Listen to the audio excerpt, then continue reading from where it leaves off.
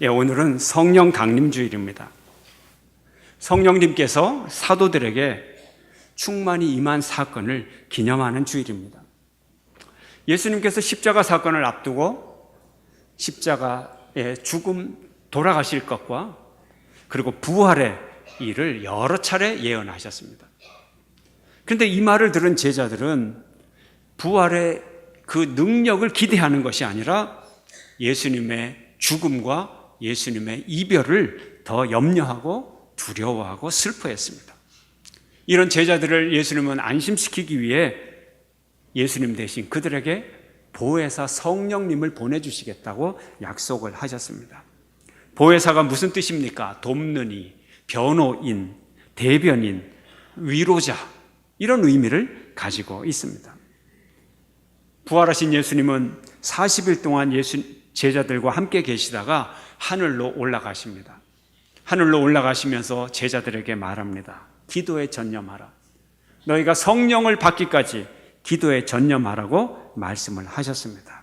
사도행전 1장 4절 함께 읽겠습니다. 시작. 사도와 함께 모이사 그들에게 분부하여 이르시되 예루살렘을 떠나지 말고 내게서 들은 바 아버지께서 약속하신 것을 기다리라 말씀하셨습니다. 사도들을 포함한 120명의 성도들이 마가의 다락방에서 전심으로 기도하기 시작했어요.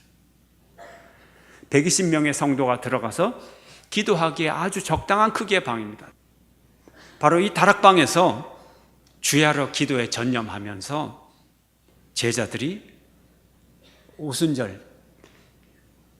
제자들이 성령이 오시기를 기다렸습니다. 드디어 열흘 후 오순절날 성령께서 임하셨습니다. 성령 강림의 의미가 무엇인가요? 그전에는 성령님이 이 세상에 안 계시다가 성령 강림절 예수님이 그 성령님이 처음 임하셨나요? 성령 강림절 전에는 이 세상에 성령님이 안 계셨나요? 그렇지 않습니다. 성령님이 계셨어요. 구약 성경을 보면 창조 시대에도 성령님이 계셨어요. 창세기 1장 2절 여호와의 신이 수면 위에 운행하시니라. 성령이 계셨어요. 창조 사역을 하나님과 같이 하셨어요. 그 이후에 모든 구원 사역에 성령님이 함께 하십니다. 물론 성령님은 창조 이전에도 계셨고 창조 때도 계셨고 창조 이후의 역사에도 계셨고 이스라엘 역사 중에 함께 계셨어요.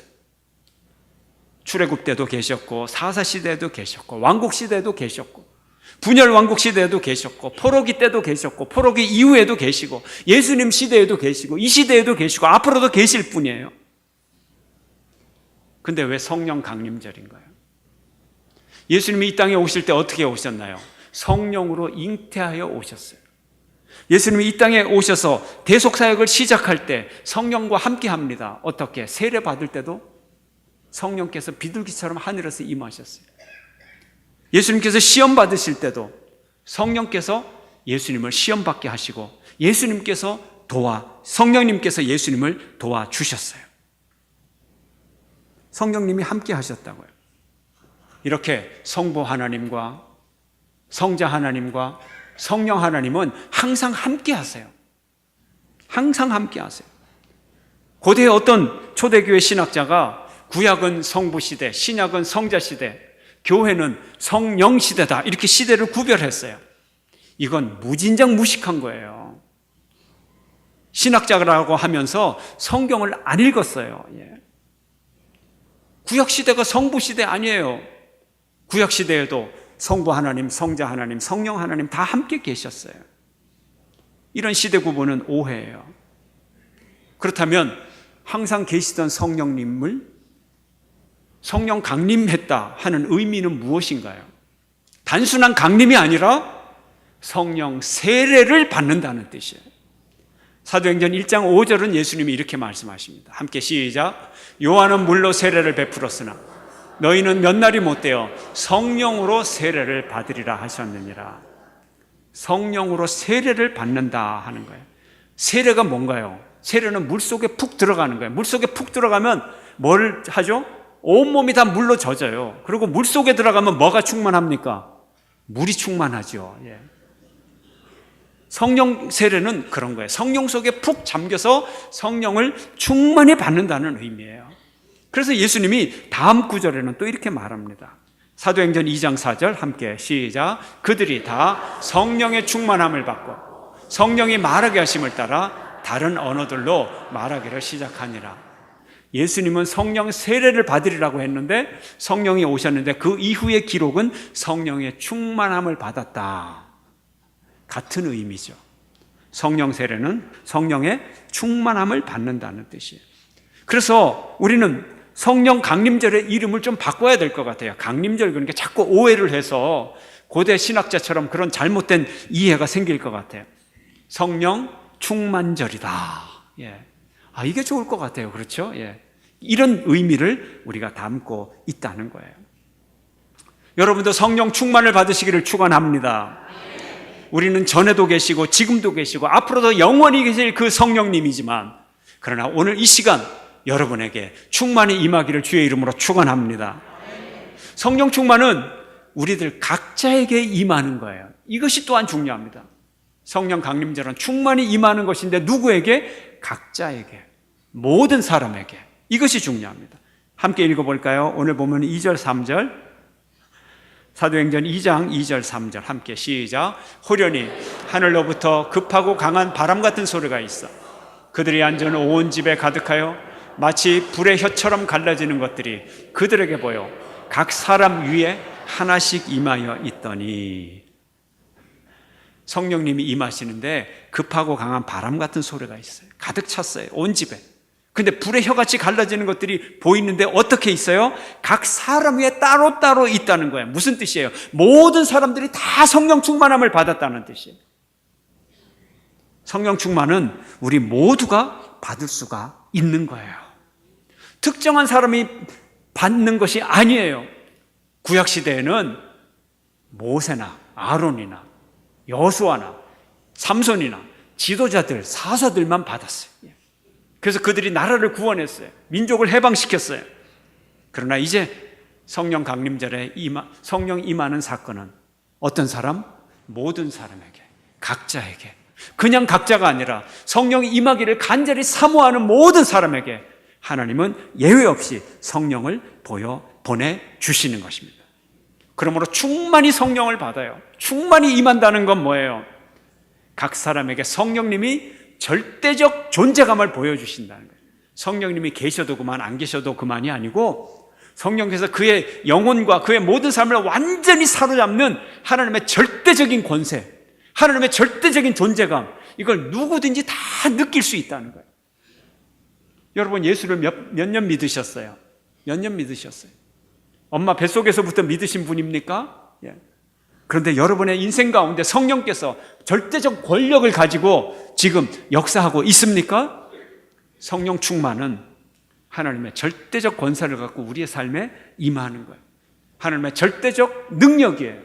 바로 이 속으로 들어가는 여러분 되시기를 주의 이름으로 축원합니다. 특정한 사람이 아니에요. 누구든 사모한다면. 그렇다면 오늘 이 자리에서도 사모하는 영혼에게 하나님의 절대적 권세, 성령은 충만히 임할 것입니다. 하나님께서 모든 사람을 쓰시려고 각 사람에게 성령을 부어주셨습니다.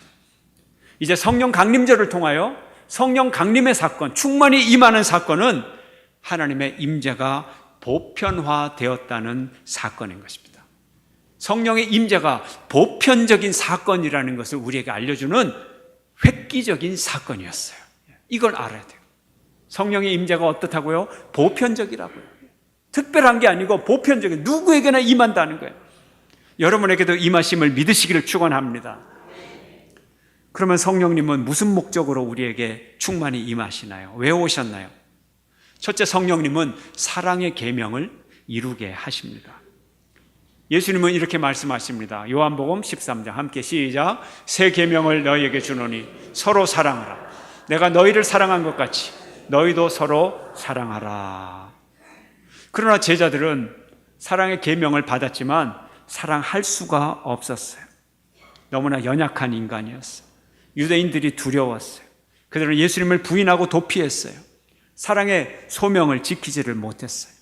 그러나 사랑의 하나님이신 성령께서 오시면 이제 사랑의 능력이 생기는 것입니다.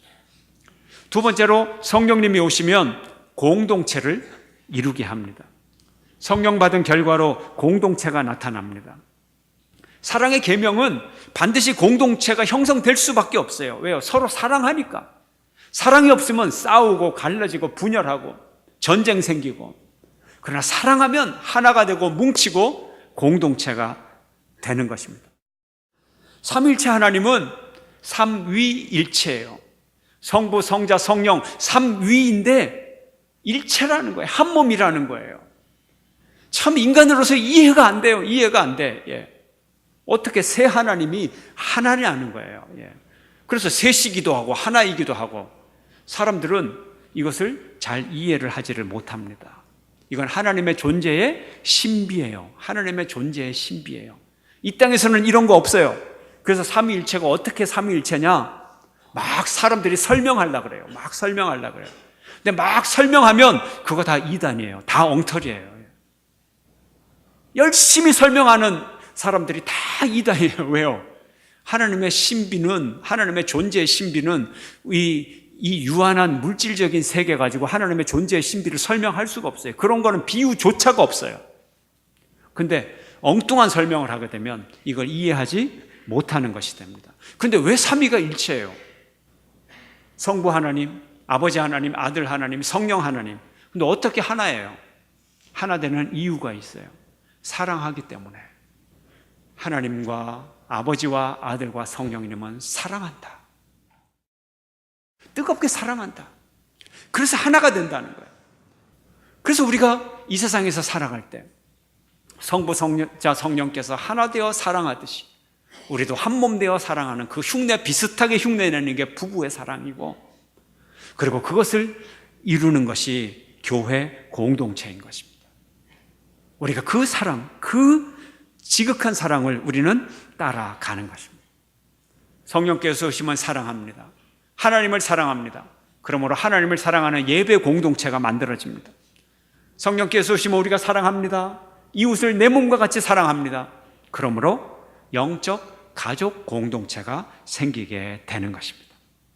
성령님의 사랑이 진정한 사랑을, 진정한 가정을 만들게 하는 것입니다. 성령께서 오신 목적은 우리로 하여금 공동체, 사랑의 공동체를 만드는 것입니다. 성령 받은, 사랑받은 공동체의 특징은 무엇인가? 그 공동체의 특징은 다음과 같습니다. 첫째로, 두려움을 극복할 수 있는 기적과 표적이 많이 나타납니다. 43절 말씀 함께 읽겠습니다. 시작. 사람마다 두려워하는데 사도들로 말미암아 기사와 표적이 많이 나타나니.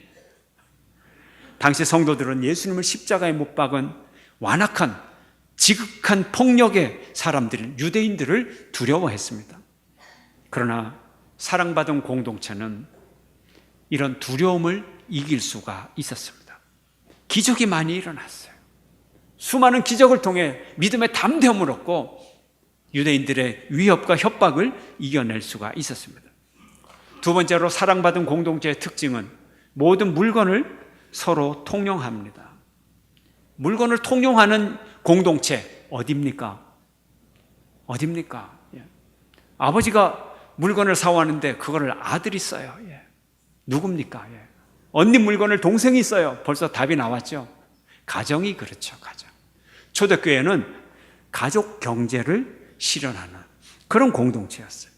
44절 45절 함께 읽습니다. 시작. 믿는 사람이 다 함께 있어 모든 물건을 서로 통용하고 또 재산과 소유를 팔아 각 사람의 필요를 따라 나눠주며. 모든 성도가 가족이 되어서 모든 물건을 통용합니다.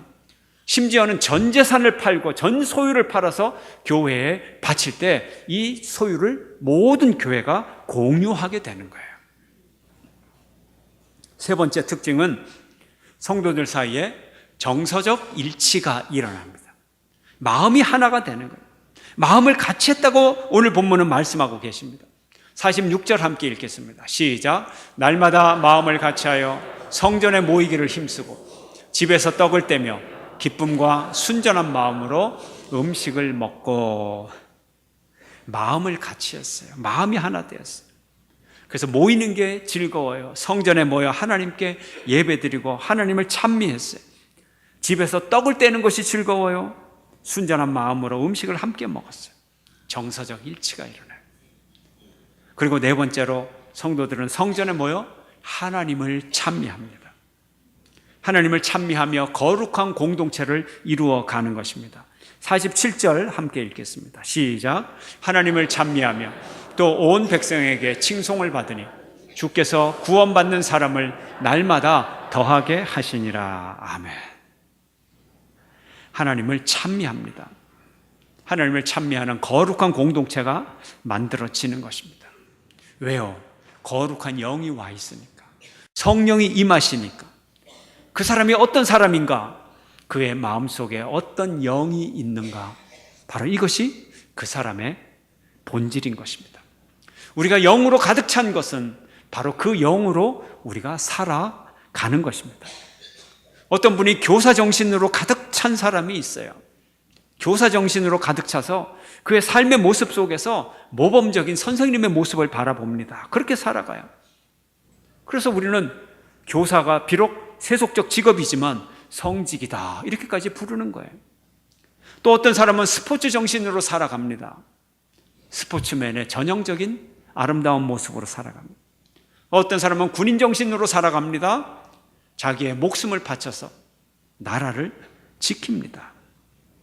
사람 안에 있는 영은 바로 그 정신을 통해서 삶을 만들어 가게 되어 있는 것입니다. 그러므로 거룩한 영을 받은 사람들은 거룩한 영으로 거룩한 삶을 살아가게 되는 것입니다. 또 성령 받은 공동체의 다섯 번째 특징은 온 백성에게 칭송을 받습니다.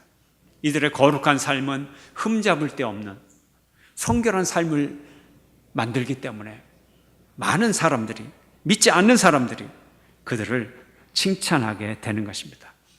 우리도 성령 충만히 받아서 많은 사람들에게 칭찬 듣기를 축원합니다. 여러분에게 이런 칭찬이 임하기를 축원합니다. 여섯 번째 특징은 구원받는 사람이 증가합니다. 성령님이 오셔서 비로소 교회가 탄생하게 되었습니다. 교회라는 공동체가 탄생하게 되었어요. 우리 유괴 가정을 한번 보세요. 유괴 가정은 무엇으로 연결되어 있습니까? 혈연으로 맺어져 있습니다. 유괴 가정은 혈연으로 맺어진 공동체입니다. 아버지가 같아요. 아버지가 같다는 뜻은, 어머니가 같다는 뜻은 육적인 DNA를 가진 육적인 가족이라는 거예요. 영적인 공동체는 무엇입니까? 같은 영적 DNA를 가진 영적 가족인 것입니다.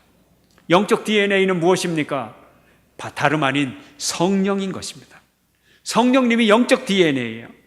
교회는 같은 성령을 받은 가족 공동체인 것입니다. 영이 같아요. DNA가 같아요. 우리는 영적 공동체인 것입니다.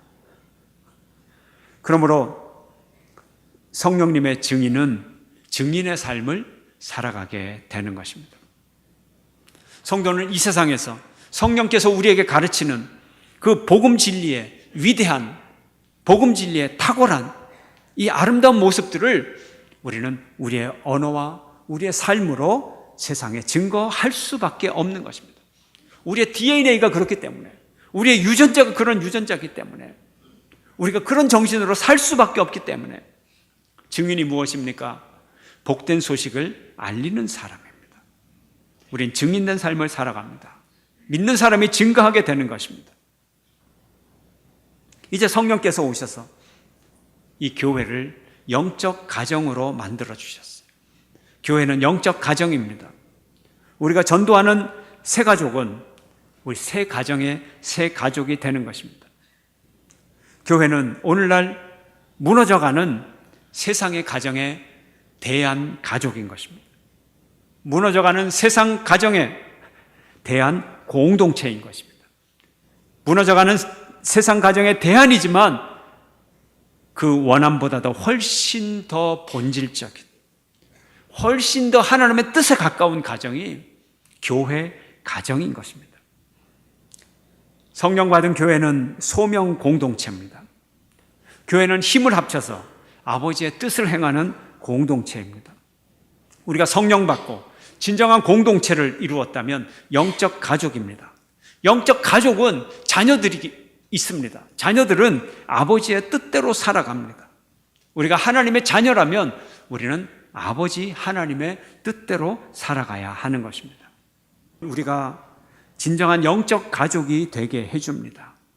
우리가 성령님으로 말미암는 공동체가 된다면 육적 가족보다 더 진실한 가족이 될 수 있어요. 바로 여러분과 제가 바로 이런 가족을 이룰 수 있기를 주의 이름으로 축원합니다. 성령께서 오시는 교회는 생명 공동체가 됩니다. 생명 공동체입니다. 가정은 생명 공동체예요, 원래가. 우리 인간은 가정에서 태어나고 가정에서 자라고 가정에서 죽어요. 생명 공동체이기 때문에. 교회는 어떤가요? 교회는 역시 영적 생명의 공동체입니다. 교회에서 새로운 생명이 잉태합니다. 교회에서 새로운 생명이 자랍니다. 성숙합니다. 그리고 교회에서 새로운 생명이 하나님께로 갑니다. 교회는 영적 생명의 탄생지이고 천국에 가는 천국 환송의 장소인 것입니다. 교회를 통해서 가정의 영적 생명을 우리는 회복할 수 있는 것입니다. 오늘날 대한민국의 가정들이 위기에 처해 있습니다. 세상의 가정이 위기에 처해 있습니다. 교회가 아니라면 이 가정의 진정한 회복의 가능성은 없는 것입니다. 저는 우리 대구중앙교회 성도들이 그 가정이 건강하게 성장하는 모습을 보면서 하나님께 진정으로 감사를 드립니다. 부모와 아이들이 함께 성령 충만한 모습을 찬양합니다. 우리 교회가 성령의 능력 안에서 뉴데이 전도 축제를 진행하고 있습니다. 성령님이 충만히 임하시면 사랑하게 되고, 사랑하면 공동체를 이루게 되고, 이 공동체는 진정한 가정의 회복을 가져오게 되는 것입니다. 그리고 진정 사랑으로 하나 된 공동체는 전도하게 되고 복음의 능력을 전파하게 되는 것입니다. 전도는 영광스러운 것이에요. 전도는 위대한 거예요. 왜요? 사람을 살리는 것이니까. 불신자를 하나님의 자녀가 되도록 하는 것이 전도고, 그들이 우리와 함께 영적 가족을 이루도록 초대하는 것이 전도인 것입니다. 전도는 한 생명을 살리는 것이고, 한 가정을 살리는 것이고, 한 가문을 살리는 것입니다. 한 가정에 참된 영적 생명을 불어넣어 주는 것, 이것이야말로 가장 아름다운 전도인 것입니다. 여러분 모두가 이 영광스러운 전도에 참여하시기를 바랍니다. 이 위대한 전도에 참여하시기를 바랍니다. 성령이 여러분께 충만히 임하기를 축원합니다.